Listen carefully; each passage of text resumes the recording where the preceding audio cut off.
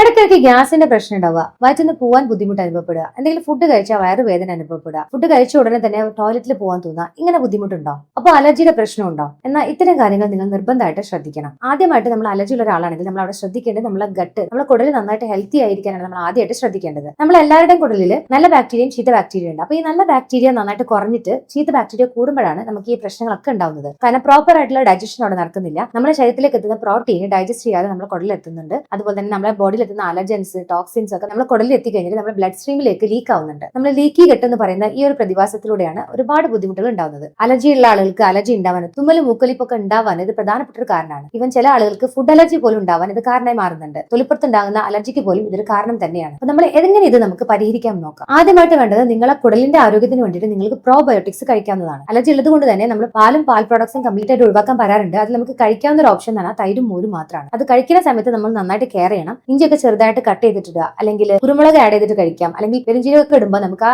കഫക്കെട്ട് ഉണ്ടാവാനുള്ള ടെൻഡൻസി നമുക്ക് കുറയ്ക്കാൻ പറ്റും. അതുവഴി തന്നെ നമുക്ക് പ്രോബയോട്ടിക്സിന്റെ എഫക്ട് കിട്ടുകയും ചെയ്യും. എന്നാൽ നമുക്ക് ഈ ഒരു ഇൻഫ്ലമേഷൻ നമ്മുടെ ബോഡിയിൽ ഉണ്ടാകുന്നത് തടയാനും പറ്റും. അതുപോലെ തന്നെ ഏറ്റവും ഇമ്പോർട്ടന്റ് ആയി ശ്രദ്ധിക്കേണ്ടത് ഷുഗർ കണ്ടന്റ് ഉള്ള ഫുഡ് മാക്സിമം ഒഴിവാക്കാൻ വേണ്ടി ശ്രമിക്കുക. കാരണം ഇത് നമ്മുടെ ബോഡിയിലുള്ള ഇൻഫ്ലമേഷൻ കൂട്ടാനും ഈ ചീത്ത ബാക്ടീരിയ ഉണ്ടാവാനും കാരണമാവുന്നുണ്ട്. അതുപോലെ തന്നെ നന്നായിട്ട് വെള്ളം കുടിക്കുക എന്നുള്ളതാണ് അടുത്തതായിട്ട് ശ്രദ്ധിക്കേണ്ടത്. അതുപോലെ പ്രോസസ്ഡ് ആയിട്ടുള്ള ഫുഡുകളും ജങ്ക് ഫുഡും മാക്സിമം ഒഴിവാക്കാൻ ശ്രമിക്കുക. അറ്റ്ലീസ്റ്റ് ലിമിറ്റ് ചെയ്യെങ്കിലും ചെയ്യാം. ഏറ്റവും ഇമ്പോർട്ടന്റ് ആയി ശ്രദ്ധിക്കേണ്ട വേറൊരു കാര്യം എന്ന് പറഞ്ഞാൽ ഫൈബർ റിച്ച് ആയിട്ടുള്ള ഫുഡുകൾ ഡെയിലി നിങ്ങൾ കഴിക്കണം. ഓട്സ്, അതുപോലെ ഒരുപാട് ഡിഫറെന്റ് ടൈപ്സ് വെജിറ്റബിൾസും ഫ്രൂട്ട്സും നിർബന്ധമായിട്ടും ഫുഡിൽ ഇൻക്ലൂഡ് ചെയ്യണം. ഡോക്ടറുടെ നിർദ്ദേശപ്രകാരം അല്ലാതെ ഒരു കാരണവശാലും അനാവശ്യമായിട്ട് മരുന്നുകൾ നിങ്ങൾ കഴിക്കാതിരിക്കുക. നമ്മൾ അനാവശ്യമായിട്ട് ഇങ്ങനെ മരുന്നുകൾ കഴിക്കുമ്പോൾ നല്ല ബാക്ടീരിയയുടെ കൗണ്ടൊക്കെ നന്നായിട്ട് കുറഞ്ഞു പോകുന്നുണ്ട്. ഇതുവഴി തന്നെ നമുക്ക് അലർജി ഉണ്ടാവുന്നുണ്ട്. അപ്പൊ നമ്മൾ ശ്രദ്ധിക്കേണ്ടത് ഇത്തരം കാര്യങ്ങളൊക്കെ നമുക്ക് കറക്റ്റ് ചെയ്യാം. അലർജി ഉള്ള ആളുകൾക്ക് പ്രോപ്പർ ആയിട്ട് അലർജി ട്രീറ്റ്മെന്റ് ചെയ്യുന്നത് വഴി തന്നെ ഈ ഒരു വയറിന്റെ പ്രശ്നം നന്നായിട്ട് കുറയുന്നുണ്ട്. അപ്പൊ നമ്മളെ എല്ലാത്തിന്റെയും പ്രശ്നം നമ്മളെ കുടലാണ്. അവിടെ നമ്മൾ കറക്റ്റ് ചെയ്യണം ആദ്യമായിട്ട് നമ്മൾ ചെയ്യേണ്ടത്. അപ്പൊ നിങ്ങൾക്കും ഇതുപോലെ വയറിന്റെ പ്രശ്നം അനുഭവപ്പെടാറുണ്ടോ? എന്നാൽ താഴെ കമന്റ് ചെയ്യൂ.